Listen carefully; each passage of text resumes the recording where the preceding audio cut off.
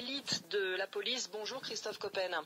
Bonjour. 23 morts du côté des otages, c'est un bilan encore provisoire parce que certains occidentaux manquent encore à l'appel. Est-ce que ce bain de sang aurait pu être évité ? Alors c'est vrai que ça ressemble à un bilan qui est terrible. On pourrait le mettre en perspective avec plus de 700 otages qui ont été sauvés. Donc il faut regarder aussi ce paramètre-là, ce genre de prise d'otages massive avec donc un grand nombre d'auteurs et puis un grand nombre d'otages sont des opérations qui sont vraiment très très difficiles à mener pour les forces spéciales. Il faut préparer l'intervention en attaquant en simultané en fait tous les endroits où sont retenus les otages afin de pouvoir essayer de les sauver tous groupe par groupe. Cela nécessite une planification donc qui est très complexe, qui demande beaucoup de temps de préparation et puis des équipements d'appui et de renseignement, etc. L'infiltration de snipers pour pouvoir donc essayer de neutraliser le maximum de terroristes à l'instant T. Voilà. Mais justement, est-ce que vous pensez que cet assaut a été suffisamment préparé ? Eh bien, le délai est très très court.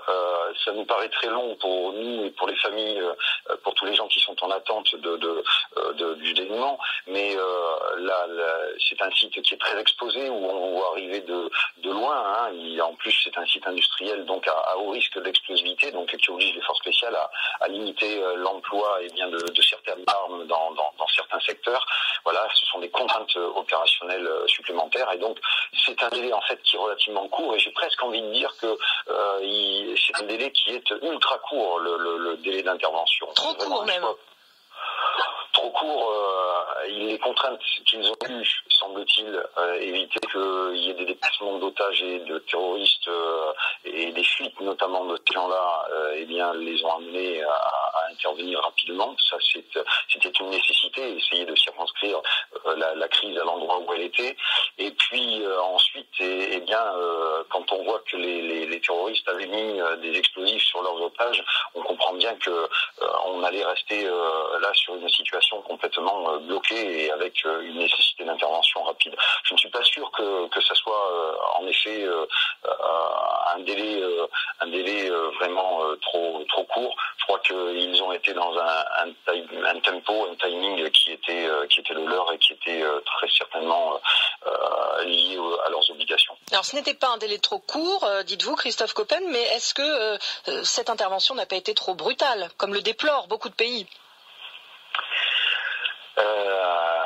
Il faut voir que on a des individus extrêmement déterminés. Les terroristes qui sont dans ce registre-là sont jusqu'au boutistes.